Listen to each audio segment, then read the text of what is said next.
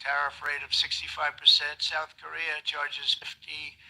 Actually, they charge different from 50% to 513%. Japan, our friend, charges us 700%, but that's because they don't want us selling rice and other thing. Who can blame them, Madam Secretary? Agriculture, great job you did on eggs, by the way. The egg prices came down 50%. You got them down 50%. Once we got involved, they were going through the sky. The egg prices, they were going through the sky. You did a fantastic job. Now we have a lot of eggs, and they're much cheaper, down about 59% now, and they're going down further. We charge 2.8% for so many things that other countries are charging 200%, 300%, and 400% for. If imposing tariffs and protective barriers made nations poor, then every country on earth would be racing to eliminate these policies, and China would be the first on line. They run a very strong country, but they're not first in line, and the American people are paying a very big price.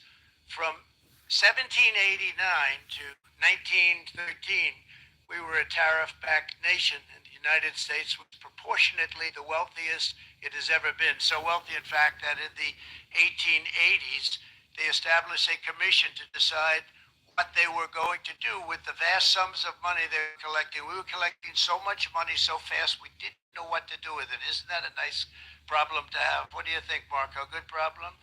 Marco would love that problem. But we don't have that problem anymore, but we're not going to have it very much longer, I will tell you. But they collected so much money, they actually formed a commission to determine what they were going to do with the money, who they were going to give it to, and how much. Then in 1913, for reasons unknown to mankind, they established the income tax so that citizens, rather than foreign countries, would start paying the money necessary to run our government.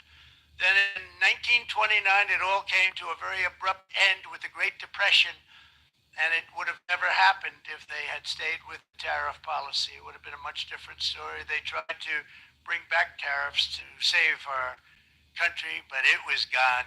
It was gone. It was too late. It could have been done. It took years and years to get out of that depression, far longer than even FDR had that office right over there for a long period of time.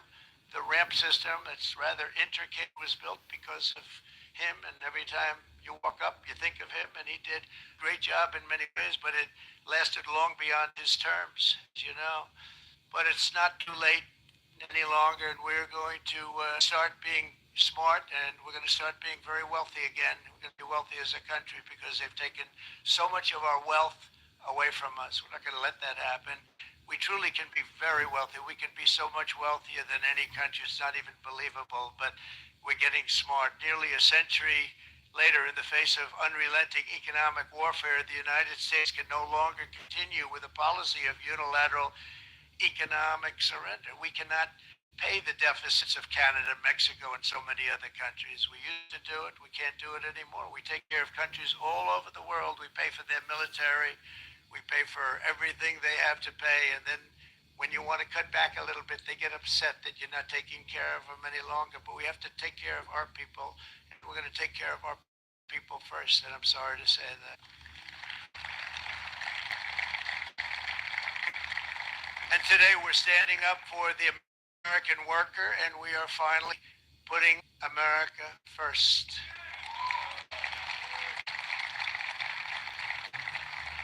In Sleepy Joe Biden's last year in office, the United States hemorrhaged 100,000 manufacturing jobs, and the number was going through the roof at levels never seen before. And our trade deficit reached a record $1.2 trillion, which is unheard of. Since the beginning of NAFTA, the worst trade ever made. It was a horror show. I was able to determine it. They all said you'd never be able to get it out, to get approval from Congress to get it terminated. We had to live with that deal. It was the worst trade deal ever made by far. But since the very beginning of NAFTA, our country lost 90,000 factories. Think of what that is, 90,000.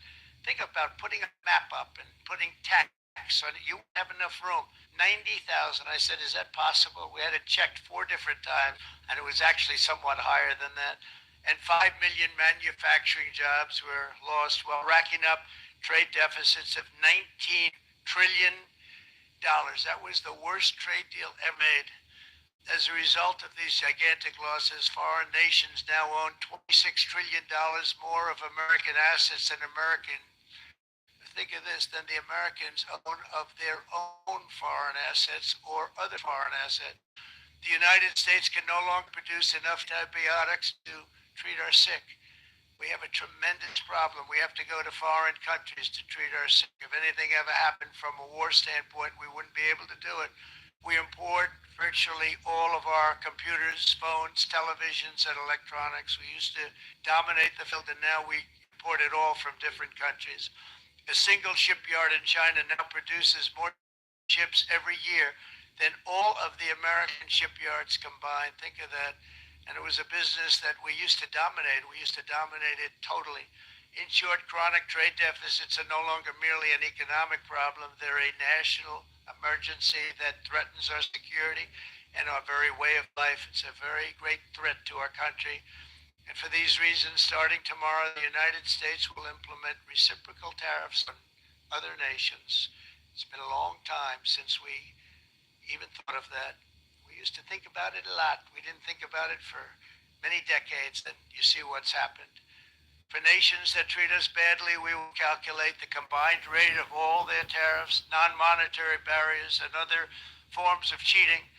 And because we are being very kind, we're kind people, very kind. You're not so kind when you got ripped off with your salaries. My auto worker friends and my Teamster friends and all of the unions that typically voted Democrat, they're not voting Democrat anymore because worker, whether union or non-worker, they're for the Republicans now. That's what happened. But we will charge them approximately half of what they are and have been charging us. So the tariffs will be not a full reciprocal. We could have done that, yes, but it would have been tough for a lot of countries. We didn't want to do that. I'd like to see the chart if you have it. Could you bring it up, Howard? This is our great Secretary of Commerce, Howard Lutnick. Thanks. So if you look at that, China, first row, China, 67%. That's tariff charged to the USA, including currency manipulation and trade barriers. So 67%, I think you can, for the most part, see it. Those with good eyes, with bad eyes. We didn't want to bring, it's very windy out here, we didn't want to bring out the big charts because it had no chance of standing. Fortunately, we came up with a little smaller chart. So it's 67%, so we're going to be charging a discounted reciprocal tariff of 34%. I think, in other words, they charge us, we charge them less, so how can anybody be upset? They will be because we never charge anybody anything, but now we're going to charge. European Union, they're very tough, very, very tough traders. You know, you think of European Union, very friendly. They rip us off. It's so sad to see. It's so pathetic. 39%, we're going to charge them 20%, so we're charging them essentially half.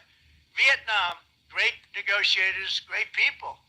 They like me, I like them. The problem is they charge us 90%. We're going to charge them 46% tariff. Taiwan, where they took all of our computer chips and semiconductors. We used to be the king, right? We were everything. We had all of it. Now we have almost none of it, except the biggest company is coming in. We're going to end up with almost 40% Li Zhan's working to get their approvals. And it's an amazing company. Mr. Wei, of one of the great companies of the world, actually. They're coming in from Taiwan, and they're going to build one of the biggest plants in the world, maybe the biggest for that.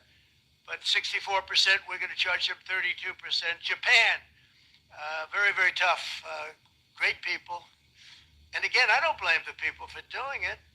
I think they're very smart in doing it. I blame the people that sat right in that Oval Office, right over there, right behind the Resolute desk or whichever desk they chose. Japan, 46%. They would charge us 46%, and much higher for certain items like cars, you know, little items like cars. 46%, we're charging them 24%. India, very, very tough, very, very tough. The Prime Minister just left. He's a good friend of mine, but I said, you're a friend of mine, but You're not reading us right. They charge us 52%. You have to understand, we charge them almost nothing for years and years and decades. And it was only 7 years ago when I came in, we started with China and charged them. We took in hundreds of billions of dollars from China in tariffs. And they understood, honestly. President Xi understood. He said, look, I understand. And the other countries, and they all understand. We're going to have to go through a little tough love, maybe, but they'll understand. They're ripping us off, and they understood it. Prime Minister of Japan, Shinzo Abe. He was a fantastic man. He was unfortunately taken from us, assassination. But I went to him and I said, Shinzo, we have to do something. Trade is not fair. He said, I know that. I know that. And he was a great gentleman. He was a fantastic man. But he understood immediately what I was talking about. I said, Shinzo, we have to do something. He said, I know that. And we worked out a deal, and it would have been a much better deal, but frankly, there were many years left on the deal that was made previous to my getting there, but it was something. If you look at Switzerland, 61% to 31%. Indonesia, Malaysia, Cambodia. Oh, look at Cambodia, 97%. We're going to bring it down to 49. Made a fortune in the United States of America. United Kingdom, 10%, and we'll go 10%. So we'll do the same thing. South Africa, 60%, 30%, and they've got some bad things going on in South Africa. You know, we're paying them billions of dollars, and we cut the funding because a lot of bad things are happening in South Africa. The fake news ought to be looking at it. They don't want to report it. Brazil, 10%, 10%. Bangladesh is 74%. So you see what's going on. Pakistan, 58%. Sri Lanka, 88%. So what we're doing is we're taking not the full, we could take the full 88%. Thanks a lot. He's doing a very good job. How's he doing, all right? I think you better take it with you. It's not going to last very long. He's going to put it, it's going to follow you down with the wind. I brought a hat just in case it got too windy, but here's, would anybody like a hat? I'm not giving it to a cabinet. I'm giving it to the auto workers. Come here.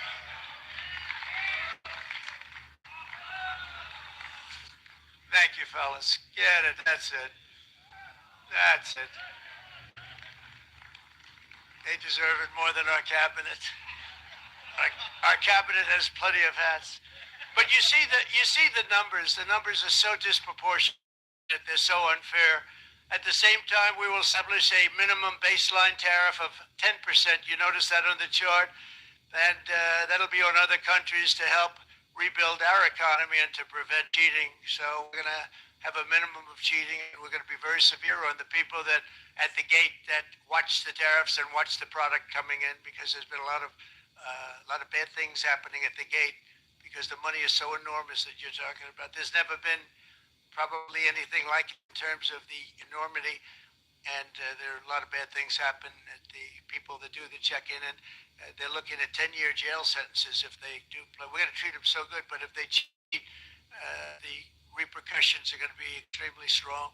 Foreign nations will finally be asked to pay for the privilege of access to our market, the biggest market in the world. We're right now the biggest market in the world. We had a great country 4 years ago in terms of the economics. We were doubling up on China. We were doing so well. Nobody was going to catch us, but so much of it slipped away over the last 4 years under Biden. I campaigned on this policy throughout last year, and today that promise was made, and it was also a promise, as you know, that was kept. Promises made, promises kept. To any company that objects to our common sense reciprocal, and I call this kind reciprocal. This is not full reciprocal. This is kind reciprocal. But what we do is we cut it in half. We charge them. My answer is very simple. If they complain, if you want your tariff rate to be zero, then you build your product right here in America, because there is no tariff if you build your plant, your product in America. And we've seen companies coming in like we've never seen before. Likewise to all of the foreign presidents, prime ministers, kings, queens, ambassadors, and everyone else who will soon be calling to ask for exemptions from these tariffs, I say, terminate your own tariffs, drop your barriers, don't manipulate your currencies. They manipulate their currency like nobody can even believe, which is a bad, bad thing and very devastating to us. And start buying tens of billions of dollars of American goods. Tariffs give our country protection against those that would do us economic harm. And many people were looking to do us economic harm. Maybe not so obviously, but they were doing tremendous economic harm. But even more importantly, they will give us growth. These tariffs are going to give us growth like you haven't seen before. And it'll be something very special to watch. I am so looking forward. And Brian, it's going to happen even faster than you said. You know, you might say, but it's already started. It's already started. Work's already begun on plants all around the country. And you see that before. These are big, rich companies. We have $61 billion started on a big plant going up. It's going to be announced over the next 2 days. And they already started work. Many of these the biggest companies in the world, they've committed to build. We're going to build, sir. And they came here to see me, and they wanted to know if they could have a press conference. I do as many as I can. I'm pretty busy trying to stop Russia and Ukraine and the Middle East. We got to stop that. We got to stop the Houthis, which we're making tremendous. They like shooting ships down and out of the water, sinking ships. They get a kick out of it, but they're not getting such a kick out of it now, are they, Mr. Secretary? They're not getting such a kick out of that now. But here's just a short list of some of the companies that have already announced and committed to investment. And this is a company that built its factories and its plants in China. Apple